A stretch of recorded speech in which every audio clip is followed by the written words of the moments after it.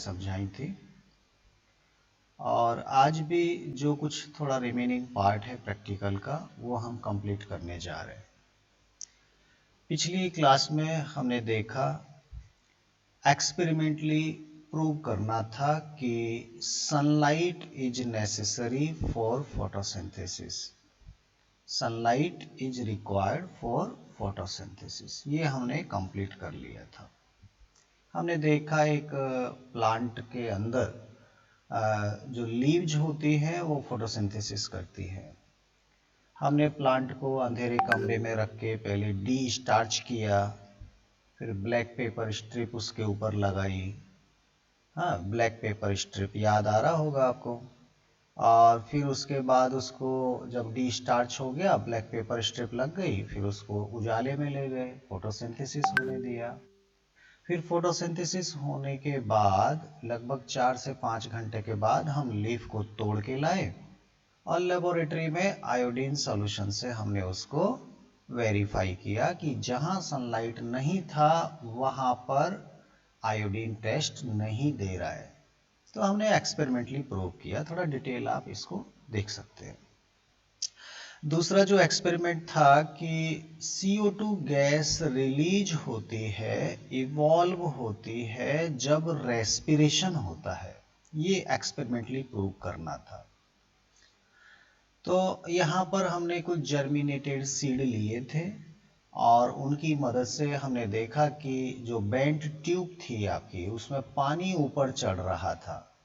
Actually पानी ऊपर क्यों चढ़ा? क्योंकि उस कॉनिकल फ्लास्क में कुछ एयर की कमी आ गई थी, वैक्यूम बन गया था, लो प्रेशर क्रिएट हो गया था कॉनिकल फ्लास्क में। वो इसलिए हुआ क्योंकि जर्मिनेटेड सीड ने ऑक्सीजन तो खत्म कर दी और जो CO2 निकाली उसको आपके KOH ने एब्जॉर्ब कर लिया। तो ये KOH का इस्तेमाल करके हमने वहाँ CO2 को एब्जॉर्ब करवा दिया और इससे वहाँ कॉनिकल फ्लास्क में क्या बन गया? वैक्यूम क्रिएट हो गया। और वैक्यूम क्रिएट हुआ तो फिर वो ट्यूब में पानी ऊपर से ये इसको एयर खींचना शुरू किया तो पानी ऊपर चढ़ गया था। तो ये दोनों एक्सपेरिमेंट में बड़े ही सिंपल तरीके से आपको समझा चुका था। इस साल थोड़ा सा काफ़ी सिलेबस रिड्यूस किया गया है, तो अब ज़्यादा कुछ नहीं बचा हमारे बायोलॉजी में। हमको एक एक्सपेरिमेंटली थोड़ा ऑब्जर्वेशन करना है।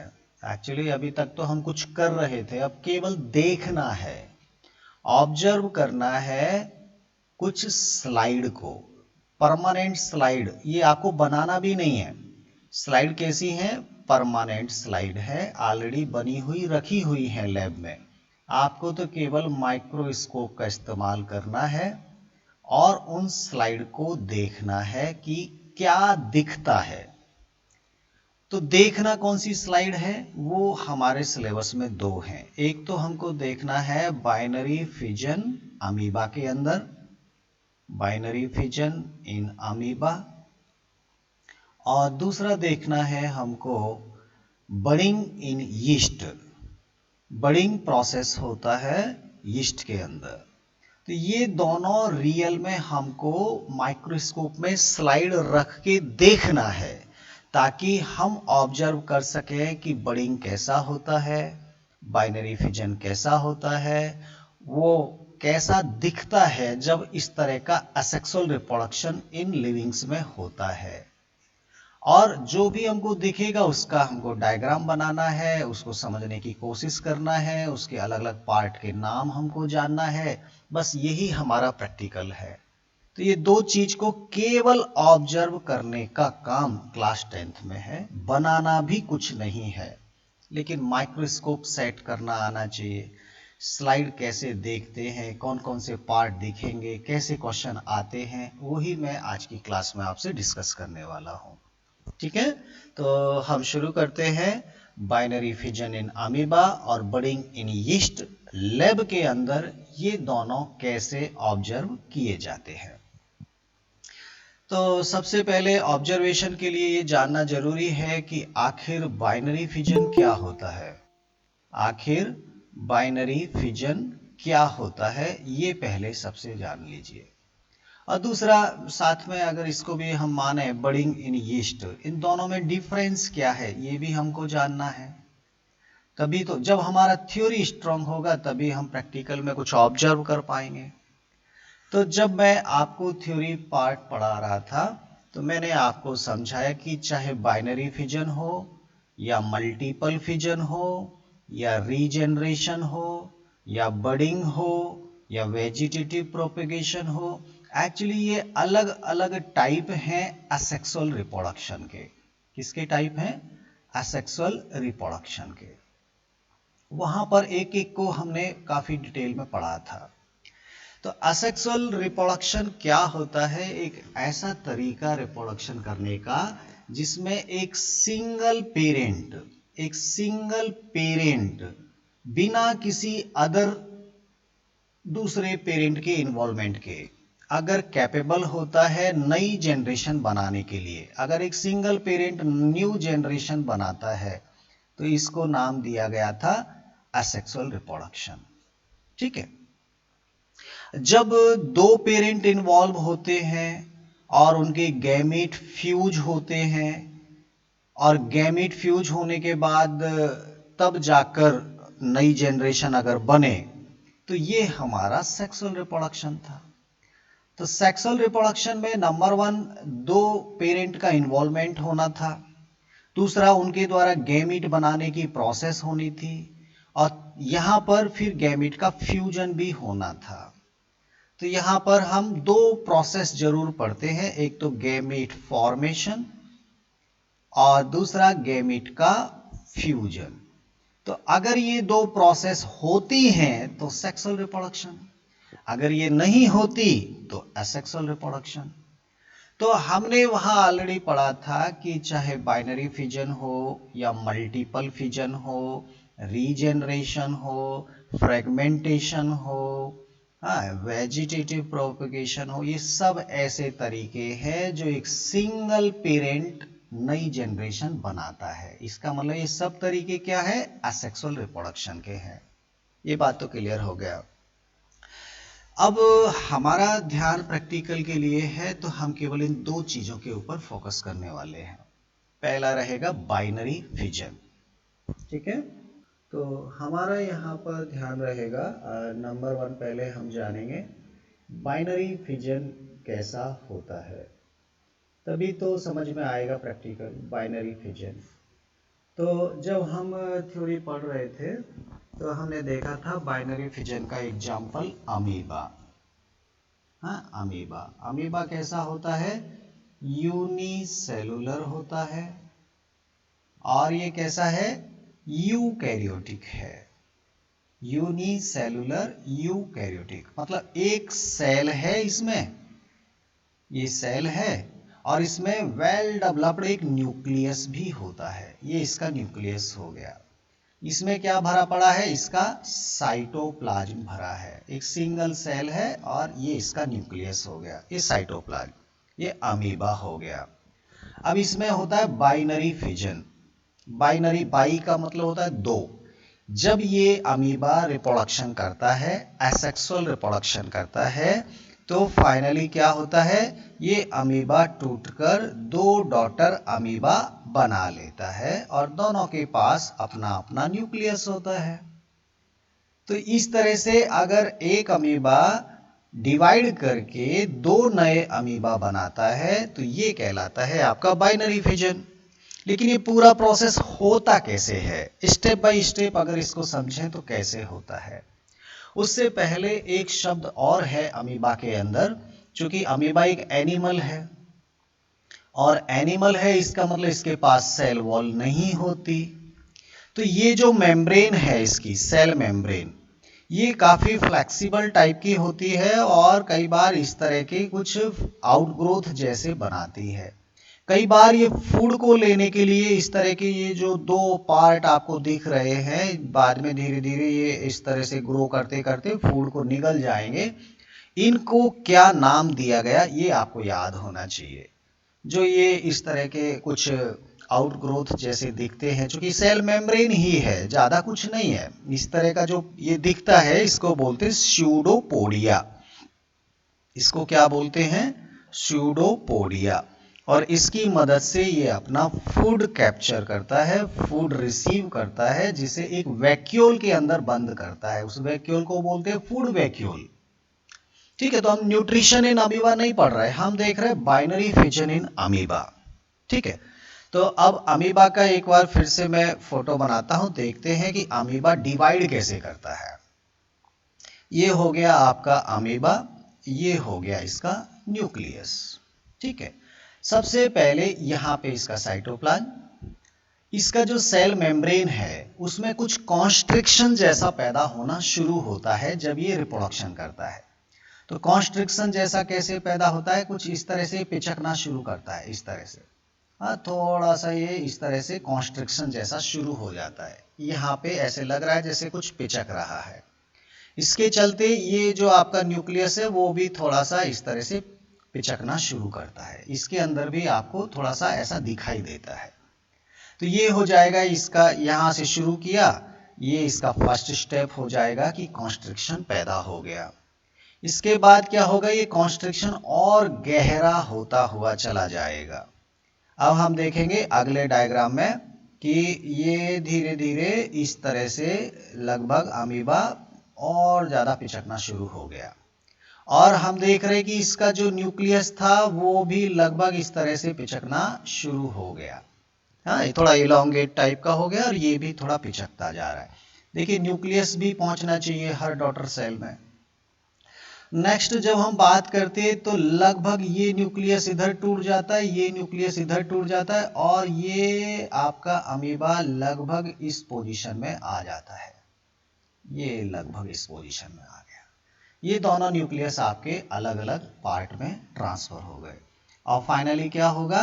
ये वाला अमीबा इस तरह से अपने आप को डिटैच कर लेता है, इसके पास न्यूक्लियस, और ये भी अपना अलग से डिटैच कर लेता है, और ये इसके पास न्यूक्लियस। ये दो अमीबा बन गए।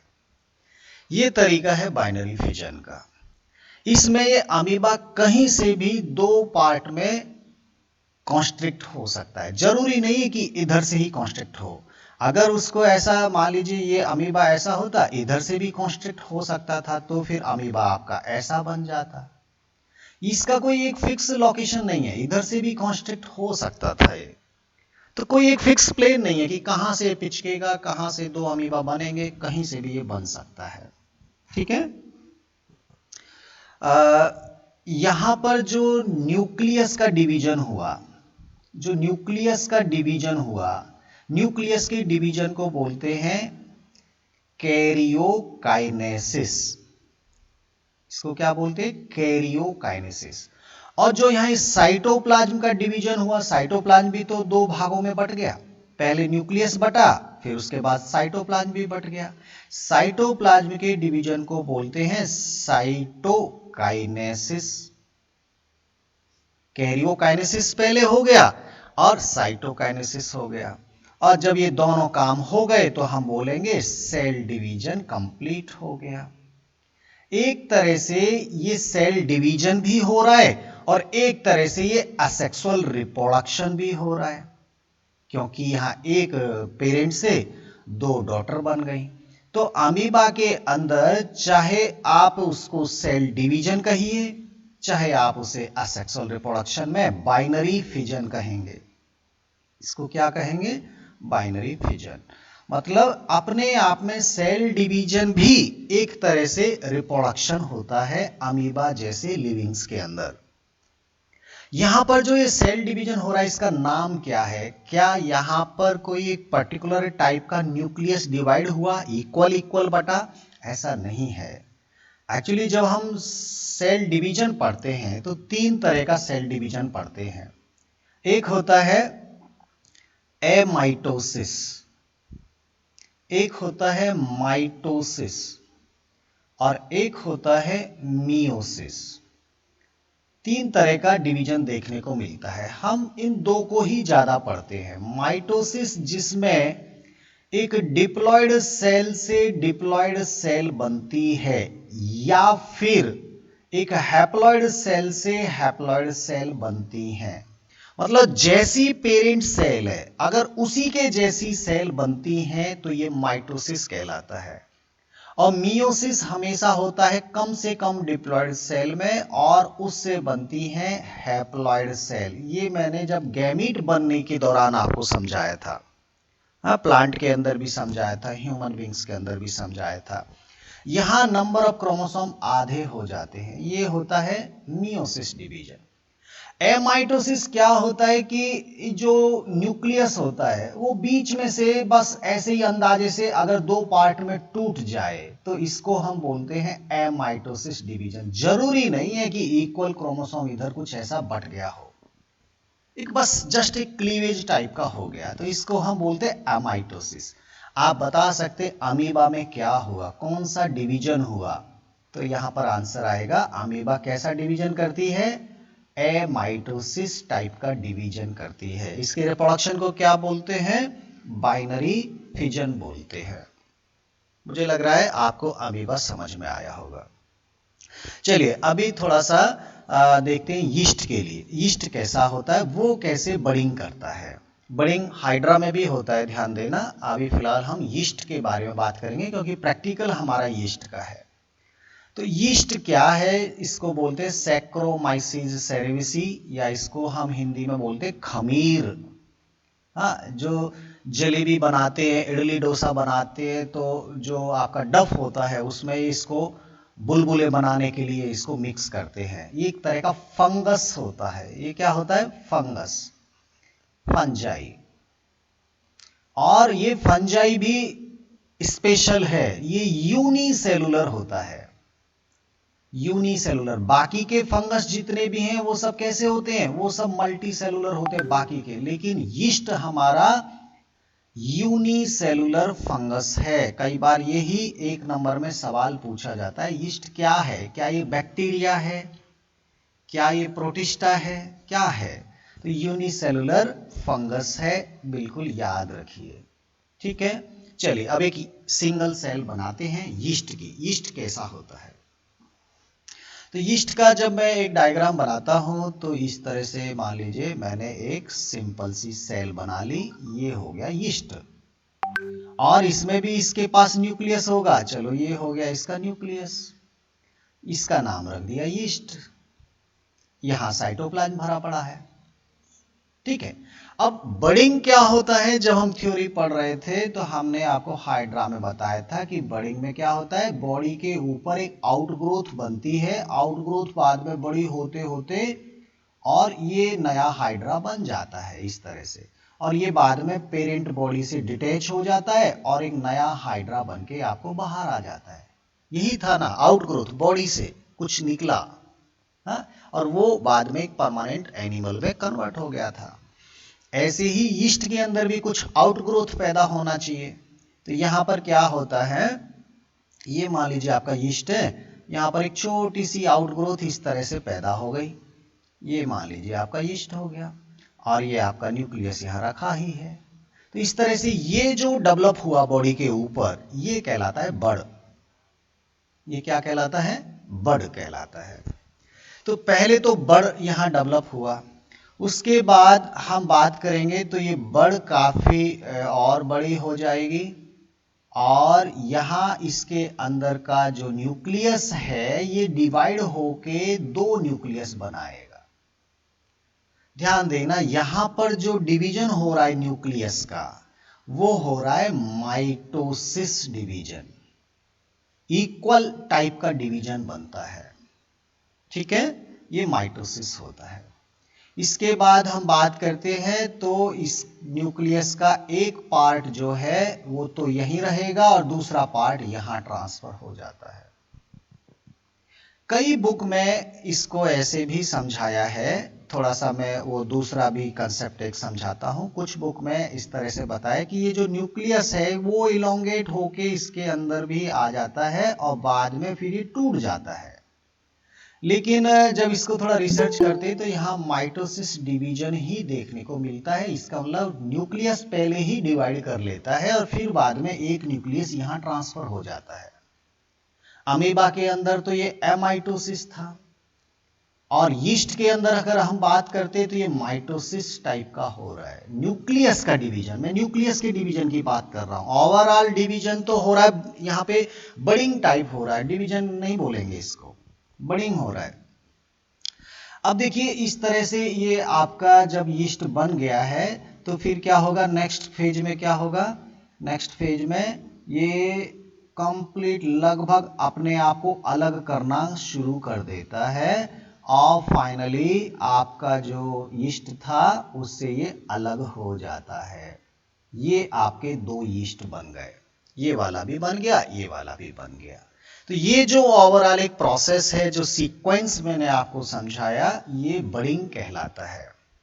अब सवाल ये आता है सर क्या एक यीस्ट पर एक ही बडिंग पाई जाती है? तो ऐसा नहीं है, हो सकता है यहां पर भी एक बडिंग आ रही हो, तो बाद में इस कोई ना कोई न्यूक्लियस जो यहाँ पे बचेगा उसको फिर से डिवीजन करना है, उसको भी ये भेजना है।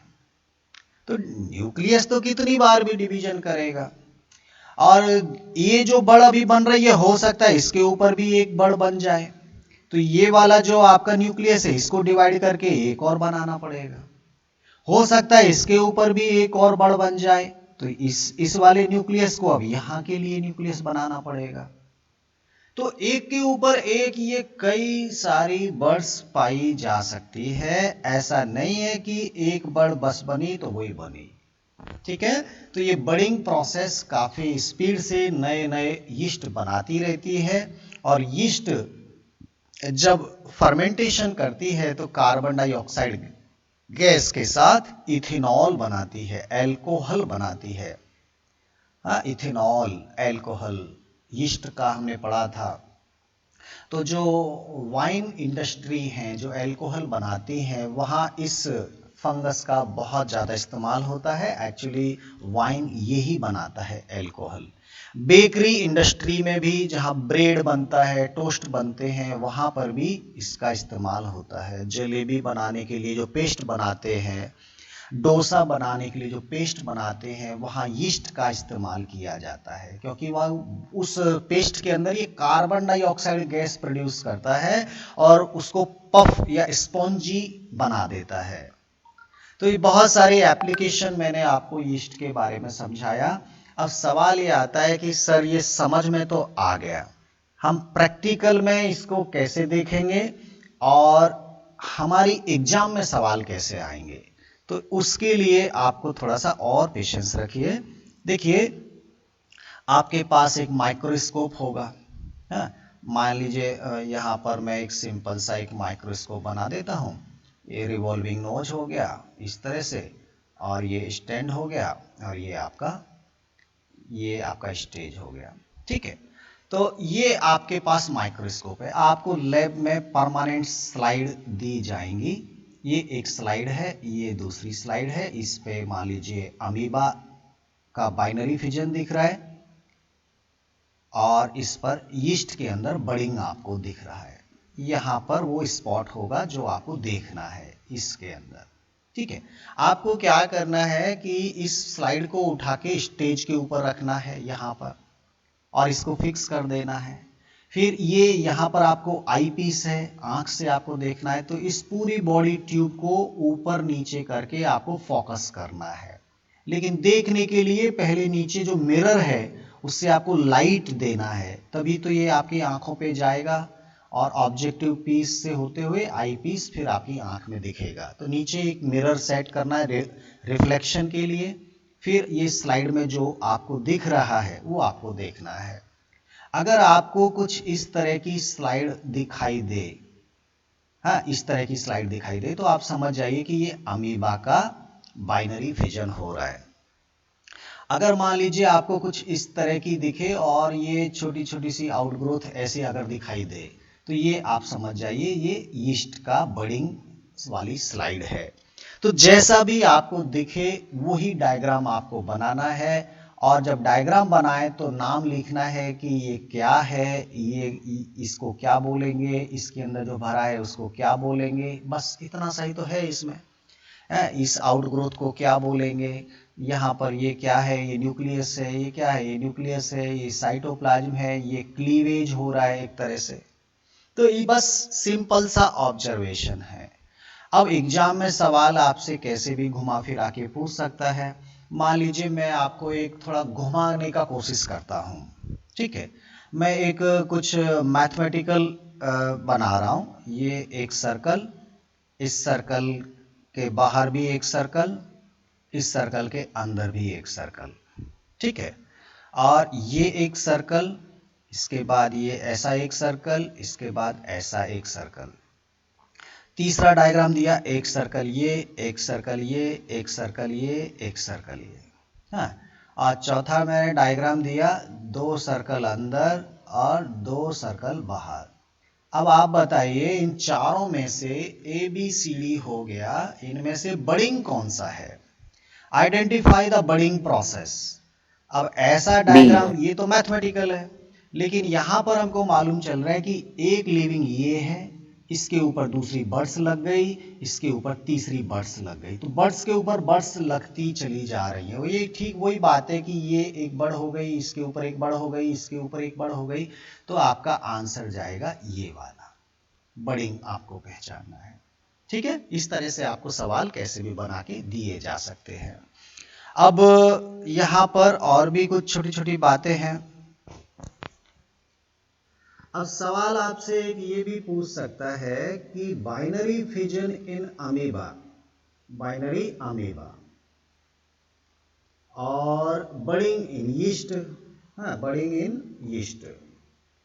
फोटो बनाइए, ये एक यीस्ट और इसके ऊपर एक ये यीस्ट, इधर भी ये एक अमीबा और इधर भी एक ये अमीबा, ठीक है।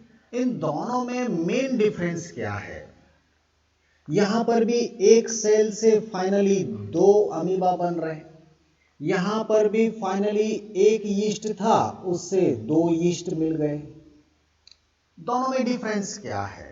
यहां पर भी न्यूक्लियस का डिवीजन हुआ और फिर बाद में साइटोप्लाज्म का डिवीजन हुआ, यहां पर भी न्यूक्लियस का डिवीजन हुआ, यहां पर भी साइटोप्लाज्म का डिवीजन हुआ। डिफरेंस कहां पे आ रहा है? डिफरेंस आ रहा है नंबर 1, एक तो जो न्यूक्लियस का डिवीजन हुआ ये हुआ आपका एमाइटोटिक या एमाइटोसिस, और यहां पर जो न्यूक्लियस का डिवीजन हुआ वो कौन सा हुआ?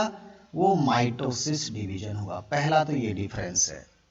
दूसरा इसमें देखिए जो पेरेंट सेल थी वो खुद टूटकर दो डॉटर सेल में चेंज हो गई, तो यहां पेरेंटल आइडेंटिटी लॉस्ट हो गई। पेरेंटल आइडेंटिटी, पेरेंट अब आपको दिखाई नहीं देगा, पेरेंट कहां गया? गायब हो गया। पेरेंट ही तो टूटकर दो बन गया, अब पेरेंट तो खत्म हो गया, केवल ये दो डॉटर आपको दिख रहा है। लेकिन यहां पर देखिए पेरेंट भी मौजूद है, केवल ये अलग हुआ, पेरेंट अभी भी मौजूद है, पेरेंट के साथ ये जो नया बना वो अलग बना।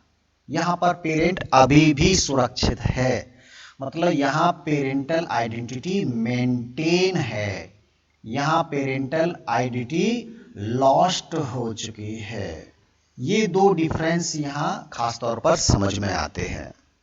अमीबा में कुछ और पूछेगा घुमा फिरा के तो स्यूडोपोडिया का नाम पूछेगा, स्यूडोपोडिया। हाँ, यीस्ट में कुछ नाम पूछेगा तो इसको हम बेकरी यीस्ट भी कह सकते हैं। हाँ, एक्चुअली वो सैक्रोमाइसिस है, इसी को बोलते हैं। यीस्ट की भी कई सारी वैरायटी हो सकती है, तो उधर से नहीं पूछेगा। हाँ, ये पूछ सकता है अल्कोहल बनाने के लिए किस माइक्रो ऑर्गेनिज्म का इस्तेमाल करते हैं। यीस्ट जब ग्रो करता है तो कौन सी गैस बनाता है? तो कार्बन डाइऑक्साइड गैस बनाता है। और इससे ज्यादा आपसे कुछ भी नहीं पूछेगा। तो इस तरह से हमारे बायोलॉजी के प्रैक्टिकल जो खास तौर पे बहुत कम कर दिए इस बार, लेकिन वो आज फिनिश हो गए।